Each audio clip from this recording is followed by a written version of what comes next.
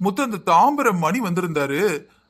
அது என்ன ஏதோ ஒரு ஃபைல் பார்க்கணுமா, வந்து கொடுக்கணும் வந்திருந்தாரு. நீ எங்கேயோ வெளியே போயிருந்த போல. நான் தான் வாங்கி வச்சிருக்கேன், எடுத்துட்டு வரேன். அண்ணே, நான் அந்த ஃபைலு பார்க்கறதுக்கு முன்னாடி நீங்க ஒருத்தரை பார்த்துட்டு ஒரு ஐடியா சொல்றீங்களா? நான் இந்த வேலைக்கு புதுசு தானே. அது எப்படி சார், அது உங்களோட வேலை. நான் பார்த்தா அது நல்லா இருக்காதுல்ல. ஐயோ, அப்படியெல்லாம் நான் நினைக்கிறது இல்லைண்ணே. எல்லாருக்குள்ளேயும் திறமை இருக்கும். நீங்க இங்க எத்தனை வருஷமா வேலை பார்க்குறீங்க? நான் என்னதான் உங்களுக்கு ஆபீசரா வந்திருந்தாலும் இந்த வேலையெல்லாம் எனக்கு புதுசு தானே. கொஞ்ச நாள் உங்ககிட்ட இருந்து கத்துக்கணும்னு நினைக்கிறேன். நீங்க சொல்ற வரைக்கும் எந்த வேலையும் நானா செய்ய போறதில்ல. கொஞ்ச நாளைக்கு எல்லாத்தையும் நான் கத்துக்கிட்டதுக்கு அப்புறம் நானே பண்ண ஆரம்பிச்சுடுவேன். சங்கருக்கு ரொம்பவே பெருமையா இருந்தது. என்ன இருந்தாலும் ஒரு பெரிய ஆபீசர் ஆனதுக்கு அப்புறம் கூட நம்மகிட்ட எந்த பாரபட்சம் பார்க்காம அதேங்கிற அண்ணங்கிற மரியாதையோட அதே மாதிரி ஆபீசர் மாதிரியும் நடந்துக்கிறாருன்னு தனக்குள்ளேயே அவனை மெச்சிக்கிட்டாரு. முத்து ரொம்பவே ஆசைப்பட்ட வேலைங்கிறதுனால ரொம்ப சந்தோஷமா சின்சியரா பண்ணிக்கிட்டு இருந்தான். அங்க இருந்தவங்களும் இவங்கிட்ட காட்டுற அந்த அன்பும் மரியாதையும் ரொம்பவே புதுசா இருந்தது. அதுவே ஒரு படபடப்பையும் கொடுத்தது. தான் இந்த சீட்ல உட்காந்து நிறைய பேருக்கு நல்லது பண்ணணும், தப்பான வழிக்கு போயிடவே கூடாதுன்னு ரொம்பவே கவனமா இருந்தான். என்ன முத்து, ஏதோ பேசிட்டு இருந்தப்பவே யோசனைக்கு போயிட்ட? சாப்பிட வரலையா? இல்லைண்ணே, என்னதான் இந்த வேலை நான் ஆசைப்பட்ட வேலையா இருந்தாலும் சீட்ல வந்து உட்கார்ந்ததுக்கு அப்புறம் நல்லா பண்ணணுமே, எந்த தப்பும் பண்ணிடக்கூடாதுன்னு கொஞ்சம் பயமா படபடப்பா இருக்குண்ணே. நீ எதுக்குப்பா பயப்படுற? நீ திறமை உள்ள பையன், கடுமையா உழைப்ப. உன் நேரம் நல்லா இருக்குப்பா. கண்டிப்பா எல்லாருக்கும் நீ நல்லது செய்வப்பா. உன் மேல எனக்கு நம்பிக்கை இருக்கு. தைரியமா கத்துக்கோ. கத்துக்கிறப்ப கொஞ்சம் படபடப்பா தான் இருக்கும். கத்துக்கிட்டதுக்கு அப்புறம் இவ்வளவுதானா ஃபூ அப்படின்னு ஊதி தள்ளிடலாம். ஒரு மாசம் இப்படியே போச்சு. முத்து நல்லபடியா வேலையை கத்துக்கிட்டான். அவங்க ஆபீஸ்ல இருக்கிறவங்களும் வாயார பாராட்டினாங்க. பரவாயில்லையே, வந்த ஒரு மாசத்துல இவ்ளோ பிக்கப் பண்ணிட்டாரு. கடன்னு எல்லா வேலையும் நடக்குது. டேபிள்ல ஃபைலே இல்லப்பா, அப்பப்ப கிளியர் பண்ணிடுறாங்க. வர்ற மக்களும் ரொம்ப சந்தோஷமா இருக்காங்கன்னு ஒவ்வொருத்தங்களும் சந்தோஷமா இருந்தாங்க. என்னங்க ஆபீஸ் எப்படி போச்சு? ஆபீஸ் நல்லா போச்சு. அதை தள்ளி இருந்தே கேட்கலாமே, ஏன் இவ்ளோ ஒட்டிக்கிட்டு கேக்குற? நீங்க தான் வேலை கிடைக்கிற வரைக்கும் குழந்தையே வேணா. நீங்க இப்பதான் வேலை கிடைச்சு சார் ஆபீசர் ஆயிட்டீங்க. இதுக்கப்புறம் என்ன? சரிங்க, ஆபீஸ்ல எல்லாரும் உங்களுக்கு எப்படி ரெஸ்பான்ஸ் பண்றாங்க? அதை ஏன் கேக்குற ராஜி? ஆரவாரமான பாராட்டு. எல்லாரும் பாராட்டி தள்ளுறாங்க. நான் எதிர்பார்க்கவே இல்லப்பா இப்படி ஒரு வரவேற்பை கொடுப்பாங்கன்னு. திருமண பக்கம்லாம் பாராட்டு தான். ஆனா எல்லாத்துக்கும் நான் ஒருத்தான் தான் தெரியல. சும்மா இருங்க, உங்களுக்கு உங்களோட மதிப்பே தெரியல. எனக்கு கண்டிப்பா தெரியும். நீங்க இதை விட நல்ல நிலைமைக்கு போவீங்க, பெரிய பெரிய பதவிக்கு போவீங்க, மக்களுக்கு நிறைய நல்லது செய்வீங்க. எனக்கு உங்களை பத்தி நல்லா தெரியும். உங்க திறமை உங்களுக்கு தான் தெரியல. முத்துவும் சங்கரும் ஆபீஸ்ல நிறைய புது விஷயங்களை பண்ணாங்க. இதுக்கு முன்னாடி எல்லாமே லஞ்சம் கொடுத்தாதான் டேபிள விட்டு நகருங்கிற நிலைமை இருந்தது. ஆனா முத்து ஆபீஸ்ல போனதுக்கு அப்புறம் அந்த ஆபீஸ்ல யாராலையுமே லஞ்சம் வாங்க முடியல, அந்த பேச்சையே எடுக்க முடியல. முத்து எப்படிப்பட்டவன் தெரியாம எதையுமே அவசரப்படக்கூடாதுன்னு எல்லாருமே அடக்கி வாசிச்சாங்க. சங்கர முத்துவும் சேர்ந்து ஏழைப்பாள மக்களுக்கு அப்படி ஒரு மரியாதை கொடுத்தாங்க. இந்த மரியாதையெல்லாம் அவங்க கவர்மெண்ட் ஆபீஸ்ல இதுக்கு முன்னாடி பார்த்ததே இல்ல. என்னையா வா போ அப்படின்னு கேட்டுக்கிட்டு இருந்த இடத்துல வாங்க சார், உட்காருங்க சார், வாங்க பாட்டியம்மா அப்படின்னு கிடைக்கிற மரியாதை வந்தவங்கள பூரிக்க வச்சது. எல்லாரும் வாழ்த்துனாங்க. முத்து, சந்தோஷமா இருக்குப்பா. உன்னை இப்படி பார்க்கணும் தான் நினைச்சேன். நான் எப்படி நினைச்சனோ அதே நிலைமையில அதே உயரத்துல இருக்க. நீ இப்படி இருந்தேன்னு வச்சுக்கோயேன், எல்லாரும் உன்னை வாழ்த்துவாங்க. நிறைய ப்ரமோஷன் கிடைக்கும். நீ மேல மேல பெரிய ஆளா வருவப்பா. எல்லாமே உங்களோட ஆசீர்வாதம்னு. ஆரம்பத்துல நம்மெல்லாம் இந்த வேலைக்கு போக முடியுமான்னு என்ன நானே தாழ்த்திக்கிட்டு இருந்தேன். அப்பெல்லாம் நீங்க தான் என்ன மோட்டிவேட் பண்ணுவீங்க. யாருனாலும் இந்த வேலைக்கு போகலாம், படிப்பு விடாமுயற்சி இந்த ரெண்டும் தான் வேணும்னு சொல்லிக்கிட்டே இருப்பீங்க. இந்த வேலைக்கு நான் போனதுல என்னோட அப்பா அம்மா என் மனைவியை விட உங்களுக்கு தானே மரியாதை. நான் வேலைக்கு போனது காரணமே நீங்க தானே. இதை நான் மறக்கவே மாட்டேன். என்னப்பா பெரிய பெரிய வார்த்தை பேசிக்கிட்டு இருக்க? நான் என்ன பண்ணேன்? நம்ம சொல்றவங்க எல்லாம் பரீட்சை எழுதி பாஸ் பண்ணி ஆபீசர் ஆயிடுறாங்களா? நான் அட்வைஸ் பண்ணேன். நீ இவன் யாரு நம்மளுக்கு சொல்ல அப்படின்னு நினைச்சிருந்தா போயிருக்க முடியுமா? உனக்கு போகணும்னு ஆசை இருந்தது, நீ படிச்ச, நீ உழைச்ச, நீ வேலைக்கு போயிருக்க. நீ வேலைக்கு போனதுக்கு நீ மட்டும்தான்ப்பா காரணம். அண்ணே, நீங்க என்ன சொன்னாலும் இது உங்களோட பெருந்தன்மை. ஆனா எனக்கு தெரியும்னு, ஏன் ராஜிக்கு கூட தெரியும். சரிண்ணே, லஞ்ச் ஹவர்ஸ் முடிஞ்சது. நான் என்னோட சீட்டுக்கு போறேன். சரி முத்து, போயிட்டு வா. வாங்க பயில்வான். என்ன சார், என் பேரு மாரிமுத்து, அதை விட்டுட்டு பயில்வான்னு கூப்பிடுதீங்க. அது ஒண்ணு இல்ல மாரிமுத்து, இந்த வயசுலயும் பயில்வான் மாதிரி உடம்ப மெயின்டைன் பண்றீங்கல்ல, அது ஒரு பாராட்டு தானே. காம்ப்ளிமெண்ட் கொடுத்தா வாங்கிக்கோங்க, அனுபவிங்க, வேண்டான்னு சொல்லாதீங்க. சரி, இந்த நேரத்துக்கு வர மாட்டீங்களே, என்ன விஷயம்? சார், நான் ஒன்று சொல்லணும், சொன்னா நீங்க கோவப்பட்டுறக்கூடாது. அப்படி கோவப்படுற மாதிரி அப்படி என்ன சொல்லிட போறீங்க, சொல்லுங்க. சார், என்ன இருந்தாலும் இந்த ஆஃபீஸ்க்குன்னு ஒரு மரியாதை இருக்கு. நம்ம எதுல கேரக்டர்லெஸ்ஸாக இருந்தாலும் சில விஷயங்கள்ல இங்கேன்னு வந்துட்டா நம்ம கொஞ்சம் ஒழுக்கமாக தான் இருக்கணும். என்ன சொல்ல வரீங்க, என்னன்னு சொல்லுங்க. சார், இப்போ புதுசாக வந்திருக்கிற ஆஃபீஸரு முத்து உங்களுக்கு ரொம்ப வேண்டப்பட்டவருன்னு சொன்னாங்க. அதான் உங்களை பார்த்து பேசிட்டு போலான்னு வந்தேன். அவர் கூட 2 பேரும் சாயங்காலம் வராங்க சார். 3:30க்கே ஆஃபீஸை விட்டு போயிடுறாங்க. பார்த்தா பக்கத்தில் இருக்கிற ஒர்க் ஷாப்புக்கு தான் போகிறாங்க. அதுக்கப்புறம் என்ன நடக்கும்னு உங்கள்கிட்ட சொல்ல வேண்டாம். வேலை நேரத்தில் இப்படி போகிறது சரியா படலை சார். நீ ரொம்ப யோக்கியமா அவனை பற்றி பேச வந்திருக்க அப்படின்னு நினைக்காத சார். நாங்கெல்லாம் யோக்கியம் கிடையாது. அப்பப்போ கொஞ்சம் கை நீட்டுறோம், அப்படி இப்படின்னு கொஞ்சம் பண்ணுறது தான். ஆனால் ஆஃபீஸரே இப்படி இருந்தால் நம்ம ஆஃபீஸ் மேலே கெட்ட பேர் வந்துடும் சார். அப்புறம் அவன் இவன் இன்ஸ்பெக்ஷனுக்கு வாரேம்மா, நிறைய குடைச்சல் கொடுப்பாங்க சார். இவர் ஸ்ட்ரிக்டாக கொஞ்சம் அப்படி இப்படின்னு இருந்தால் தானே நம்ம பாதுகாப்பாக இருக்க முடியும். அது மட்டும் இல்லாமல் நீங்கள் என்னைய விட வயசுக்கு பெரியவிய தான். ஆனால் இன்றைக்கும் என்னை நீங்கள் மரியாதையை தான் நடத்துதீங்க. இந்த ஆஃபீஸ்குள்ளேன்னு வந்துட்டா என்ன போஸ்டிங்கில் வேலை பார்க்குறாங்க அப்படின்லாம் யாரும் அதிகாரத்தை காட்டுறதில்ல. வர்றவங்ககிட்ட தான் அதிகாரம் பண்ணுவோமே தவிர கூட வேலை பார்க்குறவன்ட்ட ஓரளவுக்கு அனுசரித்து தான் போவோம். ஆனால் அவர் எதுக்கெடுத்தாலும் கத்துறாரு. என்னன்னு சொல்கிறதுக்கு முன்னாடியே, பேசுறதுக்கு முன்னாடியே கத்துதாரு. ஏதோ பெரிய படிப்பாளி குடும்பத்துலேருந்து வந்த மாதிரி. அவரும் படித்து கஷ்டப்பட்ட குடும்பத்துலேருந்து தானே வந்திருக்காரு. அவங்க அப்பாவுமே வாட்ச்மேன் மாதிரி ஏதோ ஒரு வேலைன்னு தான் கேள்விப்பட்டேன். அப்போ என்ன மாதிரி தானே அவரும். எந்த வேலையும் இழப்பம் கிடையாது சார். நீ ஒரு வாட்ச்மேன், நீ எல்லாம் எனக்கு அட்வைஸ் பண்ணுறியான்னு கேட்குறாரு. என் புள்ள மாதிரி நினச்சி தானே சார் அட்வைஸ் பண்ணேன். அட்வைஸ் கூட பண்ணலை சார். ஆஃபீஸ் நேரத்தில் வெளியே போகாதீங்க. இப்போ அவர் தான் ஆஃபீஸருங்கிறதுனால நிறைய பேர் அவங்கள தேடி தான் வராங்க. எல்லா சேர்லையும் டேபிள்லையும் கையெழுத்து ஆனாலும் அவர் கையெழுத்து தேவைப்படுதுன்னு கடைசி நேரத்தில் வராங்க. இது இப்படியே வெளியே வந்து கம்ப்ளைண்ட் போச்சுன்னா என்ன சார் நடக்கிறது? சும்மா ஆஃபீஸராக இருக்கோன்னு ரொம்ப ஆட்டம் போடக்கூடாது. ஆட்டம் போட்டால் ஆண்டவன் ஆட்டத்தை நிப்பாட்டிடுவான் சார். என்ன பயில்வான், பேச்செல்லாம் ஒரு மார்க்கமா இருக்கு. இல்லை சார், நிதர்சனத்தை சொன்னேன். ஒரு வாட்ச்மேன் பையனாக இருந்து கஷ்டப்பட்டு தான் ஆஃபீஸராக இருக்காரு. ஆஃபீஸர் வேலையும் போய் திரும்ப வேலை இல்லாமல் அலைஞ்சாதான் புத்தி வரும்னு சொன்னேன். நீங்களே சொல்றீங்க நீங்களும் ஒரு வாட்ச்மேன் தான். வாட்ச்மேனோட பையன் ஆபீசரா வந்தது உங்க எல்லாருக்கும் பொறாமையா இருக்கா? தாங்க முடியலையா? சார், அப்படியெல்லாம் நினைக்கல சார். ஏதாவது நான் சொல்ல வரதை கொஞ்சமாட்டு புரிஞ்சுக்கோங்க சார். அவர் உங்களுக்கு ரொம்ப க்ளோஸாக இருக்காரு. அண்ணன் அண்ணன்னு உங்கள் கூட தான் ரொம்ப அட்டாச்மெண்ட்டாக இருக்காரு. உங்ககிட்ட சொல்லணும்னு கூட அவசியம் இல்லை சார். எதுக்கும் நம்ம நல்லா பழகிருக்கமே, உங்ககிட்ட சொல்லிடுவோம். நாளை பின்ன ஏன் சொல்லலைன்னு கேட்கக்கூடாதுன்னு தான் சொல்ல வந்தேன். நான் ஏதாவது தப்பாக பேசியிருந்தா மன்னிச்சுக்கோங்க சார். உங்களை மரியாதை இல்லாமல் பேசக்கூடாதுன்னு நான் பேசவே இல்லை. தெரியாமல் ஏதாவது பேசியிருந்தா சாரி சார். என்னண்ணே, எதுக்கு வர சொன்னீங்க? என்னப்பா, எது முக்கியமான வேலையில இருந்தியா? நான் தொந்தரவு பண்ணிட்டேனா? இல்லைண்ணே, அப்பெல்லாம் இல்லை. மணி 3:30 ஆயிட்டுல, அதான் சும்மா. உன்னை பத்தி நிறைய கம்ப்ளைண்ட் வருது முத்து. என்ன கம்ப்ளைண்ட்ண்ணே? இது பாரு முத்து, இவங்கெல்லாம் தெரியறதுக்கு முன்னாடி எனக்கு ஒன்று தெரியும். உன் மேல எனக்கு நம்பிக்கை இருக்கு. இருந்தாலும் உன்னை பத்தி ஒருத்தவங்க என்கிட்ட தப்பா பேசும்போது அதை நான் உனக்கு சொல்லணும்ல. என்னண்ணே, என்ன விஷயம்? சங்கர் பயில்வான் தங்கிட்ட சொன்ன எல்லா விஷயத்தையும் முத்துக்கிட்ட சொல்லி முடிச்சாரு. இது பாருங்கண்ணே, நானும் ஆரம்பத்தில் கோவப்படக்கூடாதுன்னு தான் நினச்சேன். கோவப்படலைன்னு வச்சுக்கோங்களேன், நம்ம சொல்கிறத மதிக்கவே மாட்டுக்காங்கண்ணே. நம்ம ஆஃபீஸர் மாதிரி நடந்துக்கூடாது, நம்ம ஃப்ரெண்ட்லியாக பழகணும்னு ஒருத்தருக்கு ஒருத்தர் பழக ஆரம்பிச்சா ரொம்ப அட்வான்டேஜ் எடுத்துக்கிறாங்க. ஒருவேளை இவன் வாட்ச்மேன் பையன் தானே, இவனை எதுக்கு நம்ம மதிக்கணும்னு நினைக்கிறாங்களா இல்லையான்னு எனக்கு தெரியல. அப்புறம் அவர் சொன்ன மாதிரி 3:30க்கு நான் போனது உண்மைதான். ஆனால் நான் குடிச்சா கூட ஆஃபீஸில் வந்து குடிக்கலையே, 3:30க்கு வெளியே போய் தானே குடிக்கிறேன்.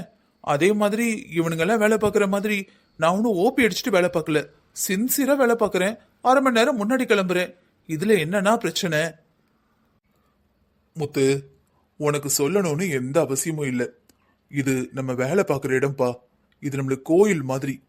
நீ ஒன்றும் சாதாரண வேலை இல்லாத முத்து கிடையாது. ரெவென்யூ டிபார்ட்மெண்ட்ல வேலை பார்க்குற நல்ல ஒரு ஆஃபீஸர். வெளியே இருக்கிறவங்க நம்மளை பார்க்காத மாதிரி இருக்கும், ஆனா பார்த்துக்கிட்டே இருப்பானுங்க. ஒவ்வொருத்தனோட வீக்னஸ் என்னன்னு தெரிஞ்சு வச்சுப்பானுங்க. பின்னாடி இக்கட்டான நிலைமையில அதை யூஸ் பண்ணிடுவாங்க. இது பாரு, நீ படிச்சு இந்த வேலையில சேர்ந்தது கூட பெருசு கிடையாது. ஆனா இந்த வேலைய நல்ல பேரோட பாக்குற பாத்தியா, அதுதான் பெருசு. உழைச்சு மட்டும் பேர் வாங்கி சம்பளம் வாங்கி குடும்பத்தோட வந்தா காணாதுப்பா. நல்ல நடத்த வேணும். நீ வேணும்னு எந்த தப்பையும் பண்ணிருக்க மாட்ட. ஆனா இதுக்கப்புறம் இந்த வேலை நேரத்துல எதுவும் வச்சுக்காதப்பா. அவங்க சொல்றாங்க இவங்க சொல்றாங்கலாம் நான் சொல்லலப்பா. நான் உனக்காக தான் சொல்றேன். நாளைக்கு என்கிட்டயும் இந்த மாதிரி ஏதாவது பழக்கம் இருந்தா நீ தாராளமா சொல்லலாம். அதுக்கான உரிமை உனக்கு இருக்கு. எனக்கு உரிமை இருக்குங்கிறதுனால உன்கிட்ட சொல்லிக்கிட்டு இருக்கேன். என்னப்பா, நான் பேசிக்கிட்டே இருக்கேன், நீ அமைதியா இருக்க. நான் ஏதாவது தப்பா சொல்லிட்டேனா? பாத்தீங்களா சார், ஆஃப்டர் ஆல் வாட்ச்மேன் அவர் வந்து சங்கர் சார் கிட்ட போட்டு கொடுத்துட்டாரு. எனக்கு ஒரு டவுட் இருந்தது, அண்ணன்கிட்ட சொல்லிடுவாரோன்னு. அதே மாதிரி போட்டு கொடுத்துட்டாரு. இதுக்கப்புறம் ரொம்ப ஜாக்கிரதையா இருக்கணும். அண்ணன் காத்துக்கு எதுவும் போகக்கூடாது. அண்ணன் கண்டிக்கிற மாதிரி கேள்வி கேட்குற மாதிரி நடந்துக்கவே கூடாது. என்ன சார், உங்களை விட போஸ்டிங்கில் ரொம்ப கம்மி. நீங்கள் தான் ஆஃபீஸர். நீங்கள் என்னடானா அண்ணன் அண்ணன்னு அவரை பார்த்து பயந்துக்கிட்டு கிடைக்கீங்க. அது இல்லை, அவர் எனக்கு முன்னாடி நிறையவே ஹெல்ப் பண்ணியிருக்காரு. அதெல்லாம் நம்ம யோசிக்கணும்ல. அதுக்கு எல்லாத்துக்கும் ஒரு அளவு இருக்கு சார். மரியாதை இருக்க வேண்டிதான். அதுக்காக ஒரு இடத்துல நீங்க சீனியரா ஆபீசரா இருக்கிறப்ப அவர்கிட்ட கேட்டு கேட்டு செய்ய முடியுமா? அவர் வருத்தப்படுவாரே, அவர் கண்டிப்பாருன்னு அடிமையா இருக்க முடியுமா? எல்லாத்துக்கும் அவர்கிட்ட போய் கை கட்டி நிக்க முடியுமா? இல்ல, நீ விவரம் புரியாம ரொம்பவே தப்பா பேசுற. நான் முந்திலாம் எவ்வளவு கஷ்டப்பட்டேன் தெரியுமா? அந்த சமயத்துல அவர் எவ்வளவு உதவி இருக்கார் தெரியுமா? நான் இவ்வளோ நல்ல பொசிஷன்ல இருக்கேன்னா அதுக்கு காரணமே அவர்தான். இப்ப இல்லைன்னு யார் சொன்னா? அதுக்காக நீங்க படிக்கலையா? நீங்க எக்ஸாம் எழுதி நீங்க தான் இந்த போஸ்டிங் வந்திருக்கீங்க. இன்னைக்கு நீங்க ஜெயிச்ச உடனே நீங்க தான் விவரம் புரியாம அவர் தான் காரணம் அவர் தான் காரணம்னா அவருக்கு தெரியாதா? எங்க இன்னும் ஒரு 2 பேரை பிடிச்சி இதே மாதிரி அட்வைஸ் பண்ண சொல்லுங்க, அவங்களும் வேலைக்கு போயிடுறாங்களான்னு பார்க்கலாம். இதோ பாருங்க சார், அவர் நிறைய உதவி இருக்கலாம். இன்னைக்கு நீங்க பெரிய ஆபீசர் ஆயிட்டீங்க. வேற வேற ஆபீஸா இருந்தா கூட பரவாயில்ல, ஒரே ஆபீஸ்ல வேலை பாக்குறீங்க. நாளை பின்ன உங்களை பார்க்க வர்றவங்கிட்டையும் முத்து அவன் இவன்னு பேசினா நல்லா இருக்குமா? என்னதான் உங்களுக்கு ஹெல்ப் பண்ணாங்கிறதுக்காக எப்ப பார்த்தாலும் அவரோட காலடியிலே கிடக்க முடியுமா? உங்களுக்கே தெரியாம நீங்க கொஞ்சம் கொஞ்சமா அவரோட கட்டுப்பாட்டுக்குள்ள போய்கிட்டு இருக்கீங்க. அப்படியா சொல்ற? ஆமா, அவரும் நம்மளோட ஆபீசரா இருக்கிறவன் நம்மள அண்ணன் அண்ணன் கூப்பிடுறான். நம்ம கைக்குள்ள வச்சுக்கணும்னு ட்ரை பண்றாரு. நீங்க தான் பச்சை பிள்ளையா இருக்கீங்க. சரி, டைம் ஆயிட்டு, நான் கிளம்புறேன். சொல்லுங்க சார். ஒன்னும் இல்ல, முத்து கிளம்பிட்டானா? கிளம்பிட்டாரு சார். என்ன கிளம்பிட்டானா? என்கிட்ட ஒரு வார்த்தை கூட சொல்லல. என்னாச்சு சார்? ஒன்னும் இல்ல, என் வண்டி ரிப்பேரு. காலையில ஆட்டோல தான் வந்தேன். அதான் போறப்ப என்னை வீட்டுல விட்டுருவியான்னு கேட்டிருந்தேன். சரின்னு காலையில சொன்னான். எப்படி மறந்துட்டானோ? ஆமா, மறந்து தான் போயிருப்பான். இல்லைன்னா எப்படி என்னை விட்டுட்டு போயிருப்பான்? சார், நான் ஒன்று சொன்னா நீங்க தப்பா நினைக்க மாட்டீங்களே? சொல்லு சொல்லல, நீ சொல்லி நான் என்ன தப்பா நினைக்க போறேன்? நீங்க முத்து சார் எதுவும் சத்தம் போட்டீங்களா? எதுக்கு? எதுக்குன்னு தெரியல சார். ஆனா நான் ரூம்குள்ள போகும்போது உங்களை கண்ட மாதிரி கெட்ட வார்த்தைலாம் போட்டு ஏசிக்கிட்டு இருந்தாரு. என்ன சொல்ற? ஆமா சார், இவரு அட்வைஸ் பண்ண வந்துட்டாரு. உலகத்திலேயே அட்வைஸ் பண்றதா ரொம்ப ஈஸி, ஆனா உடனே தூக்கிட்டு வந்துருவாரு அப்படின்னு பேசுறாரு சார். அப்படி இல்லாம பேசுனா? இதெல்லாம் ரொம்ப கம்மி. பேசவே முடியாத அளவுக்கு, சொல்லவே முடியாத அளவுக்குலாம் திட்டுனாரு. தயவு செஞ்சு அவர்கிட்ட இதை சொல்லிடாதீங்க சார். அப்புறம் என் மேல ஏதாவது. முத்து சார் ரொம்ப மாறிட்டாரு சார். எங்க வேலைக்கு வரும்போது ரொம்ப அப்பாவியா இருந்தாரு. எதுக்கெடுத்தாலும் உங்ககிட்டே வந்து கேட்டாரு. வேலை இப்படி பார்க்கணுமா அப்படி பார்க்கணுமான்னு உங்ககிட்டே தான் வந்து நின்னாரு. குணமும் நல்லா இருந்தது. ஆனா இப்ப முந்தி மாதிரி இல்ல. உடைச்சு சொல்லணும்னா, ஒரு நிமிஷம் யாரும் வராங்களான்னு பாத்துக்கிறேன். முந்திலாம் இவருக்கு பயந்து போய் லஞ்சம் வாங்காம இருந்தாங்க. இப்ப இவரோட டேபிளுக்கும் பல்கா போகுதுன்னு கேள்விப்பட்டேன். சொடல என்னையா சொல்லுத? ஆமா சார், காசு பணத்துக்கு ஆசைப்படாதவன் இந்த உலகத்துல யாரு சார் இருக்கா? கடைசியில முத்து சாரும் பணத்துக்கு ஆசைப்பட்டு மாறிட்டாரு. நீங்க அவர்கிட்ட கொஞ்சம் எதமா நடந்துக்கோங்க சார். பழைய மாதிரி உரிமையா நடந்துக்கிடாதீங்க. அவருக்கு உங்க அருமை தெரியல சார். பால்ல ஒரு சொட்டு விஷம் கலந்தாலும் விஷம்தானே சார். சரிப்பா, நீ போ, நான் பாத்துக்கிறேன். சார், நான் வேணா என் வண்டியில கொண்டு வந்து உங்களை விட்டுட்டு வரட்டுமா? இல்லப்பா, உன் வீடே ரொம்ப தூரமா இருக்கு. இதுல என்ன விட்டுட்டு உங்க வீட்டுக்கு போகணும்னா ரொம்ப நேரம் ஆயிடும். நீ கிளம்பு, என் வீடு பக்கத்துல தானே. நான் ஒரு ஆட்டோ பிடிச்சு போய்க்கிறேன். சரிங்க சார். நான் அப்படி என்ன தப்பா சொல்லிட்டேன்னு இவ்வளவு கோவப்பட்டிருக்கான்? எவ்வளவு கெட்ட வார்த்தை பேசியிருக்கான்?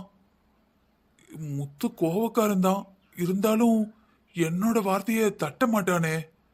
எதுக்கு இப்படி பேசுனா? அவன் என்ன அப்படி பேசுற ரகமே கிடையாது. இவன் சொல்றான் அவன் சொல்றான், நம்ம நம்ப கூடாது. நம்ம முத்த பத்தி நம்மளுக்கு தெரியாதா? ஏதோ வயசு பையன், சின்ன பையன், ஏதோ ஒன்று பேசணும்னு கோவத்துல பேசியிருந்தாதான் என்ன? என் தம்பி எங்க அண்ணன் இருந்து பேசியிருந்தா நான் கேட்டுக்க மாட்டேனா? இருக்கட்டும், பார்த்துக்கலாம். உடனடியா எந்த முடிவுக்கும் வரக்கூடாது. ஆபீஸ்ல இருந்த சொடலைய பத்தி எல்லாருக்கும் தெரியும். ஒரு சின்ன கையெழுத்துக்கே 3000 ரூபாய்க்கு குறையா கையெழுத்து போட மாட்டான். அவனுக்கு எதிரியா இருந்தது நம்ம சங்கர் தான். சங்கர் புதுசா வந்த ஆபீசரான முத்துவையும் நீ போடக்கூடாது, நல்லவனா இருக்கணும்னு அட்வைஸ் பண்ணி சரியா வச்சிருந்தது சொடலைக்கு ரொம்பவே கஷ்டமாவும் இடைஞ்சலாவும் இருந்தது. அவனோட வருமானம் நின்னு போச்சு. இதனால அவன் முத்துவுக்கும் சங்கருக்கும் இடையில எப்படியாவது பிரச்சனை பண்ணி தன்னோட வழிக்கு முத்துவை கொண்டு வரணும்னு ட்ரை பண்ணான். எறும்பு ஊற ஊற கள்ளு தேயும், அடிக்க அடிக்க அம்மி கூட நகருங்கிற மாதிரி சொடலை பேச்ச கேட்க கேட்க முத்துவும் மாற ஆரம்பிச்சான். ஏன்னா சொடலை முத்துவை புகழ ஆரம்பிச்சான். உலகத்துல புகழுக்கு அடிபணியாத ஆசைப்படாத மனுஷன் யார் இருக்கா? கூடவே குடி. சொடலை சரியான குடிகார. முத்துவை அந்த குடிய வச்சே கவுக்க ஆரம்பிச்சான். நீங்க பெரிய ஆளு, நீங்க எம்மா பெரிய ஆபீசர்னு சொடலை புகழ புகழ முத்துவுக்கு பெருமை, அப்புறம் தற்பெருமை தலைக்கால் புரியாம ஆட ஆரம்பிச்சான். கிட்டத்தட்ட தான் ஒரு கவர்மெண்ட் சர்வெண்ட்ங்கிறதையும் மறந்துட்டான், இது கவர்மெண்ட் ஆபீஸ்ங்கிறதையும் மறந்துட்டான். ஏதோ தான் ஆட்சி புரியுற நாடு மாதிரியும் தன்னை ஒரு ராஜா மாதிரியும் முடிவுக்கு வந்துட்டான். அது அவனோட ஒவ்வொரு நடவடிக்கையிலையும் அப்பட்டமா தெரிய ஆரம்பிச்சது. எல்லாரையும் பெரியவங்க சின்னவங்கன்னு இல்லாம மரியாதை இல்லாம வாய்க்கு வந்தபடியெல்லாம் பேச ஆரம்பிச்சான். ஏதோ தான் பெரிய பணக்கார வீட்டுல இருந்து வந்த மாதிரி, அவங்கெல்லாம் ஏதோ ஏழைப்பாளையங்கிற மாதிரி அற்பத்தனமான ஒரு பார்வையை பார்க்க ஆரம்பிச்சான். முத்து, உன் மனசுல என்ன நினைச்சிட்டு இருக்க? அந்த கோவிந்த் சார் எதுக்கு அப்படி பேசுன? பாவம், அவரு அடுத்த வருஷம் ரிட்டையர்ட் ஆக போறாரு. அவரோட சர்வீஸ் உன்னோட வயசு கூட கிடையாது. உன் வயசை விட அவரோட சர்வீஸ் அதிகம். என்னென்னவோ பேசியிருக்க. அண்ணே, அவருக்கு வயசாச்சுன்னா வீட்டுல உட்கார வேண்டியதானே? ஆபீஸ்ல வந்து சம்பளம் வாங்குறாருல, வாங்குற சம்பளத்துக்கு உழைக்கணும்னு. முத்து, இந்த வேலையோ இந்த சம்பளமோ நீயும் நானும் அவருக்கு கொடுக்கல. இது கவர்மெண்ட் வேலை. அவரோட சின்ன வயசுல, அதாவது உன்னை விட சின்ன வயசுல 19 வயசுல இந்த வேலைக்கு வந்திருக்காரு. இத்தனை வருஷம் இந்த கவர்மெண்ட்டுக்கும் இந்த சீட்டுக்கும் உண்மையா உழைச்சிருக்காரு. இன்னைக்கு நாள் வரை எனக்கு தெரிஞ்சு ₹1 லஞ்சம் வாங்கல. அவரை அவ்வளவு மரியாதை குறைய நடத்தியிருக்க. அதுக்கு என்னென்ன பண்றது? வயசாயிடுச்சுன்னா வீட்டுக்கு போயிடணும். வேலை பார்க்க முடியலனா இங்க எதுக்கு உட்காரணும்? மத்தவங்களுக்கு தொந்தரவா? நீ பேசுறது சரியில்லை முத்து. நீ ஒன்னும் வானத்திலிருந்து குதிக்கல. நீயும் இந்த வாய்ப்புக்காக, இந்த வேலைக்காக எத்தனை வருஷம் கஷ்டப்பட்ட. அப்ப சின்ன சின்ன வேலைக்கு ஒவ்வொருத்தங்களும் உன்னை எவ்வளவு அவமானப்படுத்தினாங்க. அன்னைக்கெல்லாம் உன் மனசு எவ்வளவு சங்கடப்பட்டது. அதே மாதிரி தானே இன்னைக்கு நீ பேசுறப்ப அந்த பெரியவருக்கும் மனசு கஷ்டமா இருக்கும். ஒருத்தங்க அவமானப்படுத்தினா அதோட வலி எப்படி இருக்கும்னு உனக்கும் எனக்கும் நல்லாவே தெரியும். பின்ன ஏன்பா அவரை அவமானப்படுத்துற? இத பாரு முத்து, இப்படி சொல்றேன்னு தப்பா நினைக்காத. நீயே ஒரு டைம்ல இப்படிதான் சுத்திக்கிட்டு இருந்த. படிக்கிற வயசுல படிக்காம, குடிச்சுக்கிட்டு சிகரெட் பிடிச்சுக்கிட்டு, வீட்டுக்கும் போகாம, பெத்தவங்க பேச்சையும் கேட்காம, அன்னைக்கு நான் மட்டும் உனக்கு இல்லனா இந்த நிலைமைக்கு நீ வந்திருக்கவே மாட்டே. பழசெல்லாம் நினைச்சு பாருப்பா. எல்லாருக்கும் வாய்ப்பு கொடுக்கணும். நமக்கு கிடைச்ச மாதிரி தான் அவங்களுக்கும் கிடைக்கணும். உனக்கு வாய்ப்பு கிடைச்சதுனால நீ ஆபீசர் ஆயிட்ட. அவரோட பொண்ணுக்கு கல்யாணம், பேரன் பேத்திங்கன்னு எவ்வளவு இருக்கு அவருக்கு. இந்த வயசுல இவ்வளவு டார்ச்சர் பண்ணாதப்பா. அவரோட கடைசி பொண்ணுக்கே அடுத்த வருஷம் தான் கல்யாணம். முதல் 2 பொண்ணுங்களுக்கு அவ்வளவு கஷ்டப்பட்டு நடத்திருக்காரு. மாச சம்பளத்துல அவ்வளத்தையும் சாதிக்கிறது எவ்வளவு கஷ்டம் தெரியுமா? என்னாச்சு சார்? எப்போ மாதிரி உங்க அண்ணாச்சி அட்வைஸ் பண்ண ஆரம்பிச்சிட்டாரா?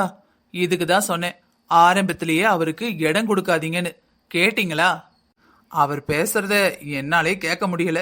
நீங்கெல்லாம் எப்படிதான் கேட்டுக்கிட்டு நின்னீங்களோ? இன்னைக்கு இந்த ஆபீஸ்க்கே நீங்க தான் ஹெட். அத உங்க மனசார ஃபர்ஸ்ட் நினைங்க. என்ன சார், அவரே உங்களுக்கு கீழே தான்.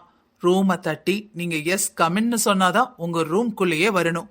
அவரை பார்க்கறதா இருக்கட்டும், அவர்கிட்ட பேசணுமா வேண்டாமாங்கிறதையும் நீங்க தான் முடிவு பண்ணணும். ஆனா நீங்க நிறைய இடம் கொடுத்துட்டீங்க. இப்ப பாருங்க, உங்க முகமே வாடி போச்சு. என்ன பண்றது சுடல? எப்பவுமே பழச மறக்க கூடாதுல்ல. என் வாழ்க்கையில நான் நிறைய தப்பு பண்ணியிருக்கேன், தறி கட்டு அலைஞ்சிருக்கேன். அவர் மட்டும் இல்லனா இந்த சீட்ல நான் இப்ப உட்கார்ந்துருக்கவே மாட்டேன். நான் நானா இருந்திருந்தா உருப்படாம போயிருப்பேன். அது ஒன்னை யோசிக்கும் போதுதான் அமைதியா இருக்க வேண்டியிருக்கு. இதுதான் உங்ககிட்ட இருக்கிற மைனஸ். நீங்க நல்லா படிச்சீங்க, நல்லா அழகா எக்ஸாம் எழுதுனீங்க, உங்களுக்கு வேலை கிடைச்சிருக்கு. சரி, நானும் கேட்கேன். இந்த சங்கர் சார் இதுக்கு முன்னாடி எத்தனை பேருக்கு கிளாஸ் எடுத்திருக்காரு? எல்லாரும் வேலைக்கு போயிட்டாங்களா? இல்ல எல்லாரும் வந்து இவரால் தான் நான் வேலைக்கு போனேன்னு சொல்றாங்களா? என்ன சொல்ல வர? உங்களுக்கு தான் ஒன்றும் புரியல. நீங்க வேலைக்கு வந்தது, நீங்க இந்த நிலைமையில இருக்கிறது, உங்க டேலண்ட், இதுக்கெல்லாம் நீங்க தான் காரணம். அதுக்கு இதுக்கு எந்த சம்பந்தமும் இல்ல. புரியுதா? இன்னும் இந்த வேலையில கவனம் செலுத்தணும்னா அந்த ஆள் கிட்ட இருந்து ஒதுங்கியே இருங்க. இல்லனா உங்களுக்கு அட்வைஸ் பண்ணி மனசை ஹர்ட் பண்ணி, ஒருவேளை எனக்கு ஒரு டவுட் இருக்கு, அந்த ஆளுக்கு நீங்க இந்த வேலைக்கு வந்ததே பிடிக்கலையோ? சுடல, என்ன பேசுறீங்க? இதோ பாருங்க சார், என் மேல கோவப்படாதீங்க. நமக்கு ஹெல்ப் பண்ணவங்க கைட் பண்ணவங்கன்னு சொல்லிட்டீங்க. சரி, அது ஒரு தடவை நன்றி சொல்லியாச்சு. கடைசியா கூட ஒரு தடவை சொல்லுங்க. சொல்லிட்டு அந்த ஆளுக்கு உங்களுக்கு சம்பந்தமே இல்லைங்கிற மாதிரி நடந்துக்கோங்க. இல்ல அவர் உங்களை அடக்கிறத யாராலையும் தடுக்க முடியாது. என்ன சுடல சொல்ற? ஆமா சார், நீங்க மட்டும் இந்த சங்கர் சார் பேச்ச கேட்டீங்க, அவ்வளவுதான். ப்ரமோஷன் அது இதுன்னு எல்லாத்தையும் மறந்துட வேண்டிதான். அவரோட ஆசைக்கு பொம்மை மாதிரி உங்களை ஆட்டி வைப்பாரு. முதல்ல சங்கர் சாரை கலட்டி விடுங்க சார். இன்னும் என்னென்னவோ சொல்லிக்கிட்டு இருந்தா சுடல. எப்படியாவது முத்து கூட சேர்ந்து க்ளோஸ் ஆயிட்டு ஒரு ஆபீசரை கைக்குள்ள போட்டுக்கிட்டு தான் நல்லா சம்பாதிச்சிடணும்னு பணத்தாசை. எப்படியும் இந்த சங்கர் இருக்கிற வரைக்கும் தான் நினைக்கிறத முத்த பண்ண வைக்க முடியாது. ஏன்னா அடிக்கடி வந்து நல்லவனாயிரு, நல்லது அது இதுன்னு ஏதோ கீதோ உதாசம் மாதிரி அவனுக்கு கெட்டு போகிறதுக்கு விடவே மாட்டேங்கிறாரு. தான் பேச்சு அவன் கேட்கணும்னா முதல்ல சங்கரை கட் பண்ணி விடணும்னு நல்லாவே தெரிஞ்சிருந்தது சுடலைக்கு. இதனால தினமும் வந்த வேலையை பாக்குறானோ இல்லையோ, இந்த 2 பேருக்கும் இடையில நல்ல சதி வேலைகளை பார்த்துக்கிட்டு இருந்தான். அந்த பக்கம் போனா சங்கர் சார் கிட்ட போயிட்டு முத்த பத்தி தப்பா பேசுறது, முத்து கிட்ட வந்தா சங்கர் சாரை பத்தி தப்பா பேசுறதுன்னு டெய்லி இதே ஒரு பொழப்பா ஓடிக்கிட்டு இருந்தது. சார், உங்களை விசாரிக்க ஆபீசர்ஸ் வந்திருக்காங்க. என்ன விசாரிக்கவா? என்ன விஷயம்? சார், நீங்க லஞ்சம் வாங்கினதா யாரோ புகார் கொடுத்திருக்காங்க. நான் எங்க ஐயா லஞ்சம் வாங்கினேன்? யார்கிட்ட என்ன பேசிக்கிட்டு இருக்க? சார், இல்ல சார், காலையில ஒரு லேடி வந்தாங்கல்ல சார், அவங்ககிட்ட ஏதோ நீங்க லஞ்சம் வாங்கினதா சொல்றாங்க. நான் எந்த லேடியையும் பார்க்கலையே ஐயா. உங்க டிரால் இருந்து தான் பணத்தை எடுத்திருக்காங்க சார். அந்த லேடி உள்ள வந்ததை முத்து சாரே பார்த்திருக்காரு. அவர் தான் சாட்சி சொல்லியிருக்காரு. என்ன சொல்ற நீ? நான் போய் முத்துக்கிட்டே கேட்க, அவன் ஏதோ தப்பா புரிஞ்சுக்கிட்டு பேசியிருக்கான். நீங்க அங்க போக வேணாம் சார், சொன்னா கேளுங்க. இல்ல இல்ல, நான் முத்துட்ட பேசணும். முத்து, இதோ பாருங்கண்ணா, ஒரு முக்கியமான மீட்டிங்ல இருக்கேன், அப்புறமா வாங்க. இல்ல முத்து, நான் யார்கிட்டயோ லஞ்சம் வாங்கினேன்னு வெளியே ஆபீசர் வந்திருக்காங்க. தெரியும்ண்ணா, என்கிட்ட வந்து பெர்மிஷன் கேட்டு தான் உள்ள வந்தாங்க.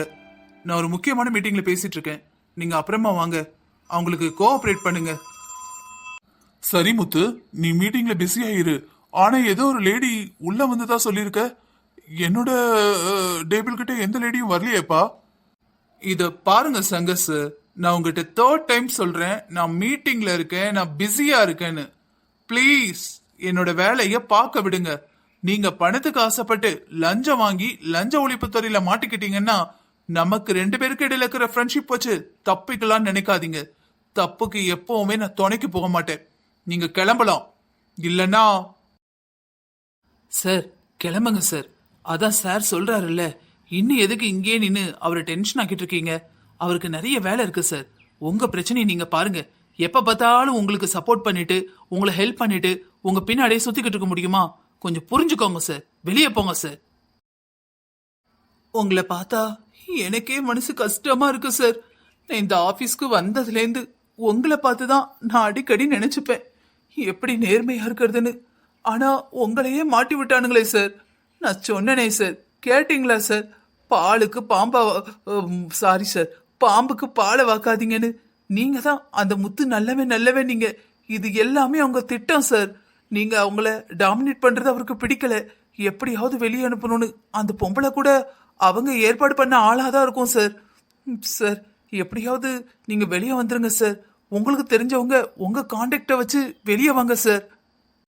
என்னால நம்பவே முடியல. நான் நினைச்ச மாதிரி இந்த உலகம் இல்ல பயில்வான். எவ்வளவு கொடூரமா இருக்கு. என் இத்தனை வருஷ எக்ஸ்பீரியன்ஸ்ல நான் பிறந்ததுலேருந்து இப்படி ஒரு கேடு கெட்டவனை என் வாழ்க்கையில பார்த்ததே இல்லை. என் எதிரிக்கு இந்த நிலைமை வரக்கூடாது. நான் இப்ப என்ன பண்ணேன்னு எனக்கு இப்படி ஒரு அவமானத்தை தேடி கொடுத்துருக்கான். ச்சே, அவன் என்கிட்ட பேசலன்னா பரவாயில்ல, என்னை மதிக்கலன்னா பரவாயில்ல, ஆனா நான் வாழ்ந்த வாழ்க்கையே அசிங்கப்படுத்திட்டானே. என்னதான் சொடல ஸ்கெட்ச் போட்டு கொடுத்தாலும் இது பண்ணதெல்லாம் முத்துதான். பண்ணும்போது தைரியமா பண்ணிட்டான். ஏன்னா தான் தப்பு பண்றப்ப இது தப்புன்னு சொல்ற சங்கரை அவனுக்கு பிடிக்கல. அந்த இடத்துல அவர் இருக்க கூடாதுன்னு நினைச்சான். ஆனா அவர் அவமானப்படணும் அப்படின்னு அவன் யோசிக்கவே இல்லை. முத்து தன்னோட தப்பை யோசிக்க ஆரம்பிக்கும் போது சொடல உஷாராயிட்டான். ஒருவேளை நன்றி விசுவாசத்துல பழைய படிப்பை ஒட்டிப்பானோ? ஒருவேளை ஒட்டிக்கிட்டா தான் நிலைமை என்ன ஆகும்? தனக்கு இந்த பணமும் இந்த புகழும் இந்த இடமும் எங்கிருந்து கிடைக்கும்? எப்படியாவது முத்துவையும் சங்கரையும் பிரிச்சே ஆகணும்னு முழு நேரமா வேலை பார்த்துக்கிட்டு இருந்தா. சங்கர் சாரும் மனசு சரியில்லைன்னு ஒரு 10 நாள் வீட்டுக்கு போயிட்டாரு. சங்கர் சார் போனதுக்கு அப்புறம் முத்துவை கேட்க ஆளே கிடையாது. வேலை நேரத்துல குடிக்கிறது, கண்ட பழக்கங்கள் நிறைய இருந்தது. எப்படியெல்லாம் இருக்கக்கூடாதோ அப்படியெல்லாம் இருக்க ஆரம்பிச்சா. இது சொடலைக்கு ரொம்பவே வசதியா இருந்தது.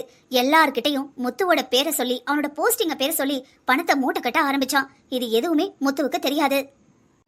என்னங்க, வருத்தப்படாதீங்க. உங்களை பத்தி எனக்கு தெரியும். உங்ககிட்ட பழகுனவங்களுக்கு தெரியும். அவன் யாருங்க? அவன் யாரு? ஆளாக்குன உங்க நெஞ்சிலையும் மிதிக்கிறானா? அவன் இந்த நிலைமைக்கு வரணும்னு அவன் ஆசைப்பட்டதை விட, அவன் கனவு கண்டதை விட நீங்க கனவு கண்டதுதான் அதிகம்.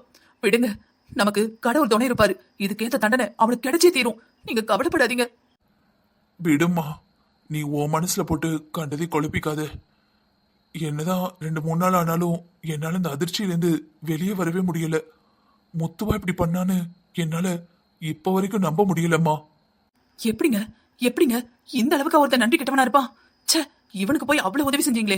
இவனுக்கு பண்ண உதவிய ஒரு நாய்க்கு செஞ்சிருந்தா கூட உயிர் இருக்கிற வரைக்கும் நமக்கு நன்றியா இருந்திருக்கும். அவன் நல்லாவே இருக்க மாட்டான். நாசமா போயிருவான். விளங்குவானா? அவன் விளங்குவானா? அவன் கெட்டது தொடங்குவான். நீ சும்மா இரு. சொன்ன கேட்க மாட்டியா? எனக்கும் சரி உனக்கும் சரி மத்தவங்கள ஆளாக்கிதான் பழக்கம். மத்தவங்கள சபிச்சு பழக்கம் இல்ல. அவன் பண்ண தப்புக்கு கடவுள் கண்டிப்பா தண்டிப்பாரு. இவனா இல்லம்மா, மத்தவங்க சொல் பேச்சு கேட்டு நடக்கிறான். என்ன கேட்டா அவன் வாழ்க்கைய அவனே அழிச்சுக்கிட்டு இருக்கான். இதெல்லாம் அவன் உணரும் போது என்ன நடக்குமோ? இந்த நிலைமையில அவன் கூட நான் இல்ல, எடுத்து சொல்லி புரிய வைக்க யாரும் இல்ல. பாவம், அடிமட்டத்திலேருந்து மேல வந்தவன் பழையபடி அந்த நிலைமைக்கே போயிடக்கூடாது. அது ஒண்ணுதான் என்னோட கவலை. விடுங்க, ஒருத்தன் கெட்ட சீரழியணும் நிலைமை இருக்கும்போது நம்ம என்ன அட்வைஸ் பண்ணாலும் அவங்க மண்டையில ஏறாது. விடுங்க. இந்த காலத்துல நல்லதை சொல்றவங்களதான் முதல்ல நாக்க புடிச்சு பதம் பாக்குறாங்க. நமக்கு எதுக்குங்க? ஒரு வாழ்க்கையை அவங்களோ பாப்பாங்க.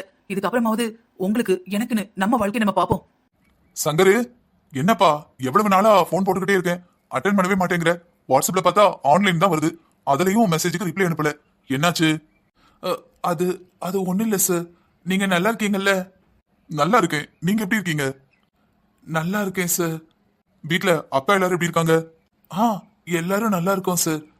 அப்புறம் ஊர்ல என்ன விசேஷம்? இங்க என்ன சார், இங்க எப்பவும் மாதிரி தான் இருக்கு. சொல்ற மாதிரி ஒண்ணும் இல்ல. என்ன சங்கர் சார், நான் குஜராத்துக்கு போயிட்டேன், இங்க நடக்கிறது எதுவும் தெரியாதுன்னு நினைச்சிட்டு இருக்கீங்களா? நானும் நியூஸ் பேப்பர்லாம் பார்க்க தான் செய்யறேன். நீங்க எதுக்கு எனக்கு போன் போடல? மன்னிச்சிருங்க சார். 4 நாளா சொந்தக்காரங்க தெரிஞ்சவங்க எல்லாரும் போனை போட்டு இப்படி லஞ்சம் வாங்கிட்டியாமேன்னு அப்படி இப்படின்னு கேட்காங்க. எல்லார்கிட்டையும் நான் இல்லைன்னு சொன்னாலும் அவங்களுக்கு நம்ப மாட்டேக்காங்க, புரியவும் மாட்டுக்கு. நான் எப்படி சார் புரிய வைப்பேன்? என் பக்கம் எந்த சாட்சியும் இல்லை. அங்க 4-5 பேரும் ஒன்று சேர்ந்துக்கிட்டாங்க. எனக்கு என்ன செய்யனே தெரியல. எனக்கு போனை பார்த்தாலே பயமா இருந்தது. எப்படினாலும் பேசிதானே ஆகணும். அதான் இப்போ உங்க போனை எடுத்துட்டேன். நீங்க இன்னைக்கு நியூஸ் பேப்பர் டிவிலாம் பார்க்கலையா? இல்ல சார். எதுவும் முக்கியமான விஷயமா? இப்பெல்லாம் டிவி போனை பார்த்தாலே பயமா இருக்கு சார். டிவி போனை பார்த்தாவா வெளியே எப்பவும் நான் தான் வாக்கிங் போயிட்டு பால்லாம் வாங்கிட்டு வருவேன். இதெல்லாம் வந்ததுக்கு அப்புறம் வெளியே போறதே நிப்பாட்டிட்டேன் சார்.